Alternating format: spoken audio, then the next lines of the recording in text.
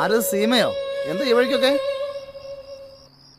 Sir, അവളെ ഞാനാ സാറേ കൊണ്ടുവന്നത്. ആഹാ, എന്താ കാര്യം? അത് ഞാൻ പറഞ്ഞാൽ മതിയോ സാറേ? ഡി, നീ വല്ലാതെ ധൈര്യം കാണിക്കല്ലേ. സാറേ, പഴയ പണിയെല്ലാം നിർത്തിയപ്പോ ഇവൾക്ക് കുറച്ച് ശൗര്യം കൂടിയിട്ടുണ്ട്. അതെന്താ സീമ ആ പണി നിർത്തിയത്? ഞാൻ ആ പണി ചെയ്യാൻ ആരാ കാരണം, എന്താ കാരണം എന്ന് മറ്റാരേക്കാളും സാറിനറിയാലോ. ഡി, നീ എവിടെ നിന്ന് സംസാരിക്കണേന്ന് അറിയാലോ. സർ, ഇനിയെങ്കിലും എന്തിനും ഏതിനും എന്നെ സ്റ്റേഷനിലേക്ക് വിളിച്ചു വരുത്തുന്ന രീതി ഒന്ന് നിർത്തണം. ഇപ്പൊ മാന്യമായൊരു ജോലി ചെയ്ത് ജീവിക്കുക ഞാൻ. സാറിന് അറിയോ ഇവളുടെ പുതിയ ജോലി? ഇല്ല. മാർക്കറ്റിലെ പൂക്കച്ചവടത്തിന്റെ പേരിലാ സാറേ ഇപ്പൊ ഇവളുടെ ബിസിനസ്. ഓ, അത് കൊള്ളാലോ.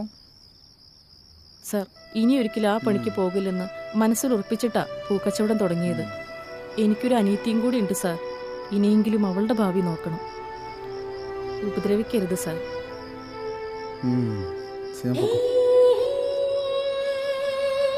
അവളെ ഒന്നും കൂടി ഒന്ന് വിരട്ടി വിടാമായിരുന്നു.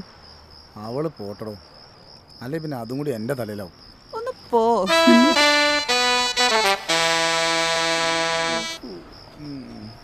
എന്താടോ തനിക്കൊരു ആക്കിച്ചിരി? ഞാനൊന്നും കണ്ടില്ല സാറേ. പി സി സർ,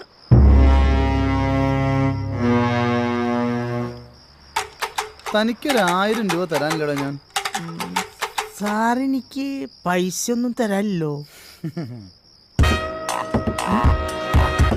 ഈ 1000 രൂപയുടെ കാര്യമാണ് ഞാൻ പറഞ്ഞത്. അത് ഞാൻ ഗ്യാസ് വാങ്ങിക്കാൻ പറ്റിയ പൈസയാ. ഗ്യാസൊക്കെ കിട്ടുമ്പോഴേക്കും താൻ പെൻഷൻ പറ്റൂടോ. താൻ പോയിട്ട് എന്റെ ടീഷർട്ട് എടുത്തിട്ട് വാ.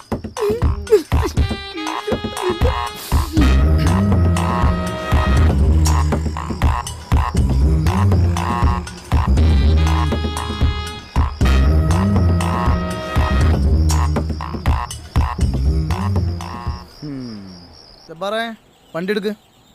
എങ്ങോട്ടാ സാറേ? താൻ വണ്ടി എടുക്കടോ.